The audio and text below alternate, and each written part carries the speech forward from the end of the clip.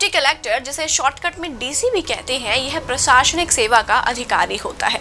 Deputy collector कार्यकारी magistrate के रूप में होता है, इसलिए इस पोस्ट को उप डिविजनल मजिस्ट्रेट भी कहा जा सकता है और डिप्टी कलेक्टर के निर्देशन में कार्य करता है और कलेक्टर को दिन प्रतिदिन उससे कार्य में सहायता भी प्रदान करता है।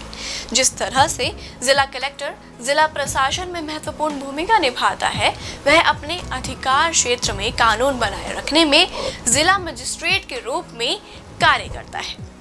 जैसे कि सामाजिक सुरक्षा, भूमि के मामलों में और विभिन्न कार्यों को जिला कलेक्टर करता है, तो इन्हीं सब कार्यों में डिप्टी कलेक्टर अतिरिक्त जिला मजिस्ट्रेट के रूप में उन सब कार्यों को क्रियान्वित करता है। विभिन्न कार्यों को, राजस्व कार्यों का लेखा जोखा वह कलेक्टर को रिपोर्ट करता है। तो आप कैसे बन सकते हैं एक डिप्टी कलेक्टर और आपकी क्या पावर्स हो सकती हैं, आइए जानते हैं आज की इस वीडियो में। तो नमस्कार, सभी का स्वागत करती हूँ प्रभात एग्जाम के यूट्यूब चैनल पर। ये एक ऐसा प्लेटफॉर्म है जो आपको मिलती है सभी कॉम्पिटिटिव एग्जाम से संबंधित महत्वपूर्ण जानकारी, जो आपको किसी भी एग्जाम में सफल होने में मदद कर सकती है। अगर आप हमारे यूट्यूब चैनल पर पहली बार आए हैं तो हमारे चैनल को लाइक और सब्सक्राइब जरूर करें और हमारी सभी वीडियोज को देखने के लिए बेल आइकन जरूर दबाएं। तो चलिए बिना किसी देरी के शुरुआत करते हैं आज की इस वीडियो की। अगर किसी उम्मीदवार की नियुक्ति डिप्टी कलेक्टर के रूप में होती है तो वह सिर्फ किसी जिले का सब डिविजनल मजिस्ट्रेट नहीं होता है। डिप्टी कलेक्टर की पोस्टिंग विभिन्न विभागों में भी की जाती है। डिप्टी कलेक्टर को सरकार के तहत बहुत सारे विभाग में पदस्थ किया जाता है। डिप्टी कलेक्टर बनना ना तो आसान है और ना ही कठिन। अगर मेहनत और लगन है तो डिप्टी कलेक्टर बना जा सकता है। डिप्टी कलेक्टर बनने के लिए पीएससी एग्जाम दिलाकर डिप्टी कलेक्टर आप सभी बन सकते हैं। यह एग्जाम दिलाने के लिए कुछ एजुकेशनल क्वालिफिकेशंस की आवश्यकता होती है। इन एजुकेशनल क्वालिफिकेशंस को पूरा करके पीएससी का एग्जाम दिला सकते हैं और डिप्टी कलेक्टर भी आप बन सकते हैं। वहीं दोस्तों, आपके पास क्वालिफिकेशंस की होनी चाहिए। जैसे एजुकेशन क्वालिफिकेशंस की बात की जाए तो पीएससी का एग्जाम दिलाने के लिए उम्मीदवार को एजुकेशन क्वालिफिकेशन के रूप में ग्रेजुएट या पोस्ट ग्रेजुएट होना किसी भी विषय पर बहुत ही आवश्यक है। अगर आप ग्रेजुएट हैं कोई भी विषय पर तो पीएससी के लिए आवेदन कर सकते हैं, लेकिन इसके साथ साथ उम्र भी इसमें देखी जाती है।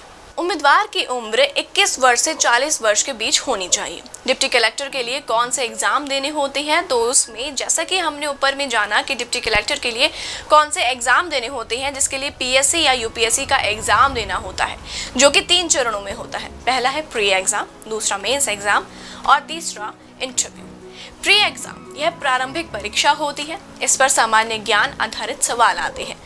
मेंस एग्जाम यानी प्रीलिमिनरी एग्जाम्स में पास होने के बाद मेंस एग्जाम लिया जाता है, जो कि एक विषय आधारित एग्जाम होता है। मेंस एग्जाम क्लियर करने के बाद अगर अच्छा रैंक आता है तो परीक्षा में टॉप करते हैं और फिर इंटरव्यू के लिए आमंत्रित किया जाता है और अगर आप इंटरव्यू में पास हो जाते हैं तो आपको पोस्ट दी जाती है। अगर रैंक डिप्टी कलेक्टर के रेंज का है तो आपको डिप्टी कलेक्टर का पोस्ट दिया जाता है और डिप्टी कलेक्टर के रूप में आप कार्य कर सकते हैं। वहीं दोस्तों, इसकी परीक्षा के लिए सिलेबस की बात करूं तो परीक्षा का पेपर कुछ इस प्रकार होता है। जैसे prelim exam general studies 100 marks का, क्वेश्चन ऑब्जेक्टिव 200 मार्क्स के, 2 घंटे इसकी टाइमिंग होती है। साथ ही general aptitude 100 questions, objective types 200 questions होते हैं और इसमें भी 2 घंटे के समय दिया जाता है। वहीं मेंस परीक्षा की तरफ देखें तो पेपर जो 1 होता है वो 200 मार्क्स का, उसी के साथ जो पेपर 1, 2, 3, 4, 5, 6, 7 यह सभी पेपर 200-200 अंकों के होते हैं और सभी मिलाकर 3 घंटों के होते हैं। वहीं इंटरव्यू की बात की जाए तो इंटरव्यू 150 अंकों का होता है। उसी के साथ दोस्तों, डिप्टी कलेक्टर को बहुत सारी सुविधाएं मिलती हैं। जैसे राज्य सरकार के द्वारा वीवीआईपी प्रतिबंधित क्षेत्र में एक बंगले का हकदार होता है। जब कोई आईएएस अधिकारी उप जिला मजिस्ट्रेट बनता है तो एक बंगला मिलता है जहां पर उसका ट्रांसफर होगा। वहां पर भी इसके साथ साथ एक सरकार की गाड़ी भी आवागमन के लिए दी जाती है। आईएएस अधिकारियों को कम से कम एक और अधिकतम 3 वाहन आने जाने के लिए दिए जाते हैं, जिसके लिए उन्हें ड्राइवर भी दिया जाता है।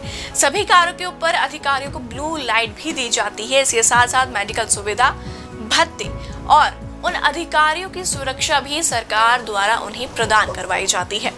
3 होमगार्ड, 2 अंगरक्षक भी दिए जाते हैं। साथ ही डिप्टी अधिकारियों को किसी भी तरह का बिल नहीं देना पड़ता और मिसाल के तौर पर बिजली बिल, पानी बिल, इस तरह के बिल से पूरी तरह उन्हें छूट रहती है। उनको अन्य लाभ के तहत देखें तो इन्हें पीएफ, ग्रेजुएटी, हेल्थ केयर सेवाएं, आजीवन पेंशन और कई सेवानिवृत्त लाभ भी मिलते हैं। वहीं इनकी सैलरी की बात की जाए तो पीएससी परीक्षा, यूपीएससी परीक्षा के एग्जाम के बाद कैंडिडेट को ग्रेड के हिसाब से उनका पद दिया जाता है, जैसे कि junior administrative selection grade, super time scale, apex scale, cabinet secretary scale.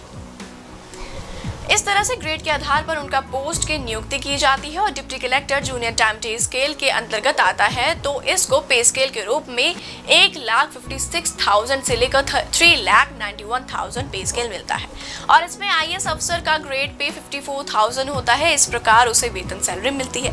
तो सामान्य रूप से देखें तो 7वें वेतन आयोग के अनुसार 55,000 से 1,50,000 तक इन्हें सैलरी मिलती है। डिप्टी कलेक्टर के कार्यों की बात की जाए तो डिप्टी कलेक्टर के बहुत सारे कार्य होते हैं। जब वह राज्य संहिता के तहत निगरानी का कार्य करता है तो राजस्व, स्टेट कार्यकारी और विकास मामलों के कार्य करना, जिले से संबंधित समस्त राजस्व मामले का कार्य करना, आपराधिक प्रक्रिया संहिता 1973 के अंतर्गत विभिन्न मजिस्ट्रेट कार्य करना, यह सभी उसके कार्य में शामिल होते हैं। वहीं दोस्तों, रजिस्ट्रार पब्लिक ट्रस्ट, भू अर्जन और लोक परिषद अधिनियम के तहत सक्षम अधिकारी के रूप में कार्य। डिप्टी कलेक्टर की संख्या का निर्धारण जिले के हिसाब से किया जाता है। अगर जिला छोटा है तो उसमें 1, 2 या 3 हो सकते हैं, लेकिन अगर कहीं जिला बड़ा है तो उसमें 5-6 डिप्टी कलेक्टर होते हैं, क्योंकि जिले तहसीलों में बटे रहते हैं, उसके हिसाब से अधिक डिप्टी कलेक्टर होते हैं। अब बात की जाए डिप्टी कलेक्टर और एसडीएम में अंतर की तो दोस्तों, एसडीएम, डिप्टी कलेक्टर और एसडीएम में इतना ज्यादा अंतर नहीं है, लेकिन इन्हें इनके कार्यों और पदों के हिसाब से इनका विभाजन किया जा सकता है। जैसे एसडीएम एक उच्च रैंक का सरकारी अधिकारी होता है। एसडीएम राज्य प्रशासनिक सेवा में सबसे ऊपर का पद होता है। हर जिले में कई विकास खंड होते हैं जिस पर एसडीएम कार्य करता है। हर जिले को उसके आकार के आधार पर एक अधिक विकास खंड में बांटा जाता है जो एसडीएम के अधीन होता है। एसडीएम का नियंत्रण तहसीलदार के ऊपर होता है। तो वहीं बात की जाए एसडीएम का फुल फॉर्म उप प्रभागीय न्यायाधीश होता है।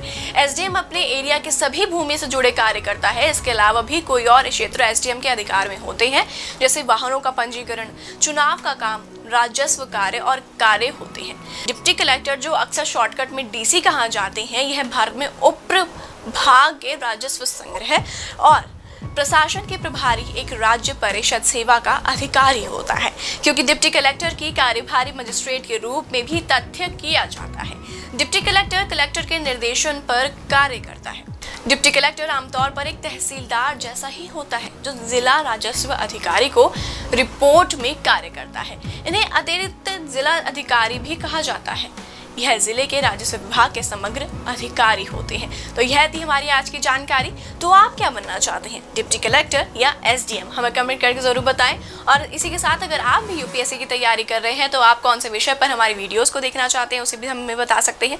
साथ ही प्रभात प्रकाशन लेकर आए हैं आप सभी के लिए कुछ चुनिंदा पुस्तकें जिन्हें आप स्क्रीन पर देख सकते हैं। आप इन सभी किताबों को अमेजन और फ्लिपकार्ट से मंगवा सकते हैं। साथ ही स्क्रीन पर दिए गए नंबर पर संपर्क करके आप इन्हें ऑर्डर कर सकते हैं।